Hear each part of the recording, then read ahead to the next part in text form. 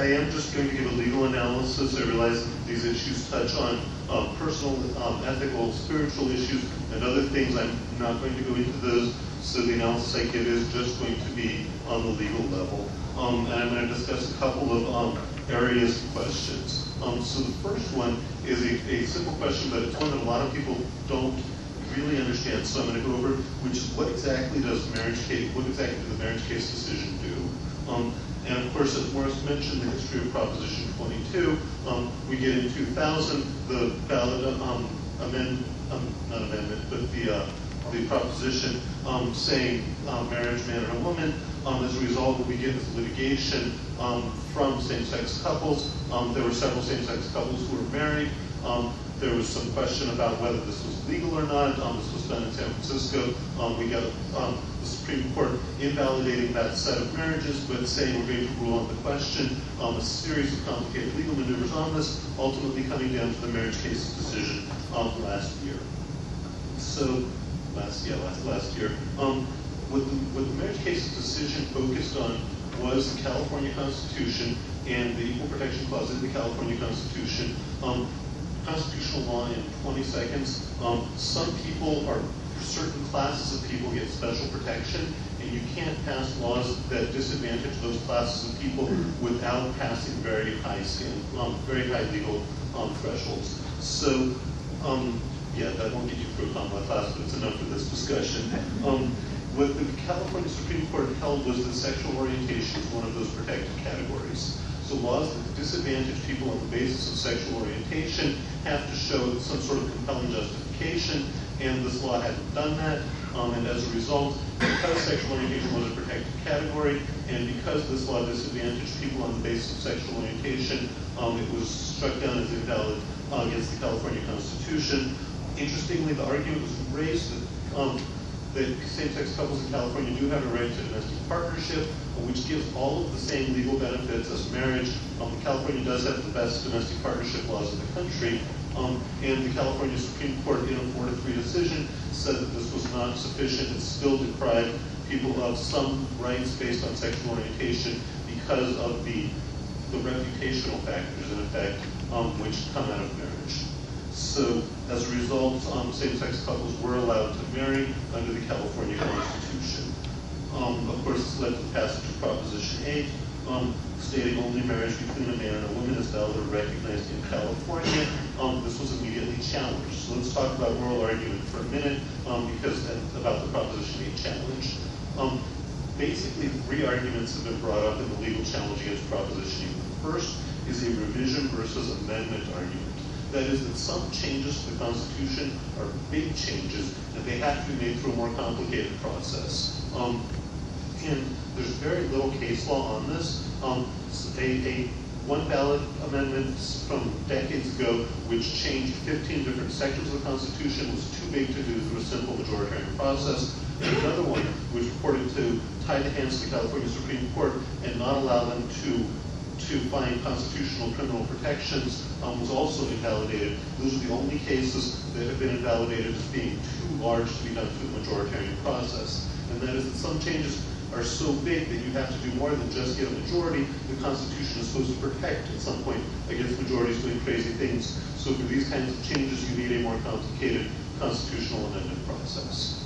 And again, that's the very quick version. So that the argument raised is that Proposition 8 affects changes in the California Constitution that are large enough that they require a revision process rather than an amendment process. In addition, Jerry Brown, good old Governor Moonbeam, raised a completely wacky argument against Proposition 8, saying that it was not actually a revision, so it's not invalid based on that ground, but that because it takes away a fundamental right, it clashes with California Constitution's guarantee of fundamental rights, thus effectively arguing that part of the Constitution is unconstitutional. That's tough to do, but good old Moonbeam, he certainly made the argument.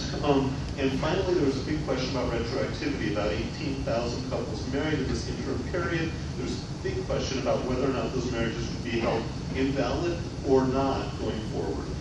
So case in point, just a couple of weeks ago before the Supreme Court, we saw some very interesting analysis there. First off, the revision versus amendment did not look like the court was really on board with the idea that Proposition 8 is a revision, and is therefore too big of a change to do through a simple ballot process. Justice Kennard, who was one of the 4-justice majority, seemed very, very dubious of this. Chief Justice George also seemed relatively dubious of it. I would not put the chances of the revision versus amendment argument succeeding at particularly high. Jerry Brown's Moonbeam argument was completely shot out of the water, and there's no chance at this point that the court will take that. The one right side for advocates of gay rights is that the court also seemed very dubious of retroactively striking down these marriages. Ken Starr on the other side made a novel argument saying this isn't actually retroactivity. This is just going forward. We're saying they're not valid from now on. So we're not saying they weren't ever valid, we're just saying they're not now, and that's not retroactive. It's an interesting semantic exercise, but the court did not seem to buy that one. And as a result, it looks like they're unlikely to accept the argument made by Ken Starr on a brief signed by Andrew Cunha, LDS attorney, that these marriages should be invalidated. The church did not make any statements that I'm aware of about retroactive invalidation at any point in time. The fellows in the Protect Marriage Coalition certainly have. Other things that have happened in oral argument, Ken Starr has a very broad vision of what people can do through the amendment process. The court asked, is there anything that stops him? And he said eventually he hit the U.S. Constitution. As long as you're not doing something that's against the U.S. Constitution, it should be fine for a California majority to do it. They asked a question of the National Center for Lesbian Rights attorney, Shannon Minter, which is, what if you were passing the opposite? What if you're passing an amendment saying same-sex marriage is law or is allowed? Is that a big change? Is that a revision? That's a tough question. Shannon Minter tried to thread the needle and say both if a majority passed a law allowing same-sex marriage, it would not be so big that it would have to pass this higher hurdle. But since a majority passed a law removing same-sex marriage, that is so high that it has to pass the higher hurdle. The court did not seem to buy his argument at that point. That's a tough question. And it's a very relevant one because the way the demographics are going, it seems very likely that at some point in the next 4-8 years, there's going to be another amendment process and probably the reverse pass. What happens retroactively, Ken Starr said, use the putative spouse doctrine, which is an equitable doctrine for people who think that they're spouses but aren't because of some clerical error or something that allows them to get enough rights that they don't get deprived of rights, but they're not actually treated as spouses. So that's the solution suggested. The court seemed very skeptical of that.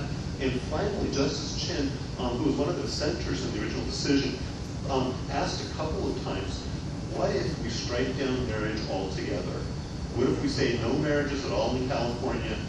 It's just civil unions for everybody, or just domestic partnership for everybody. The Proposition 8 opponents said that that is something the court would be empowered to do. Ken Starr said no way the court isn't allowed to do that.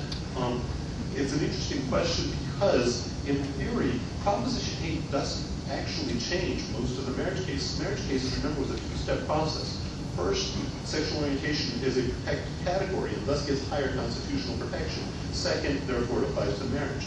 Proposition 8 appears to just get rid of the second part, so sexual orientation is still a protected category in California. If that's true, one way to reconcile that would be to say no marriage for anybody, it's all civil unions for everybody. Justice Chin seemed to be pushing a little bit at that, which was a very interesting set of questions there. So we will know one way or the other within 3 months the California Supreme Court is going to come down on this. Remember, this is not just, a lot of people see this as a rehearing of marriage cases. This is not a rehearing of marriage cases. A couple of the attorneys, in effect, tried to re-argue marriage cases. The court did not want to hear that. What we're talking about is this the type of change that is so big that a majority can't make it? And that was the main issue, the main issue the court was going over in the appeal, the recent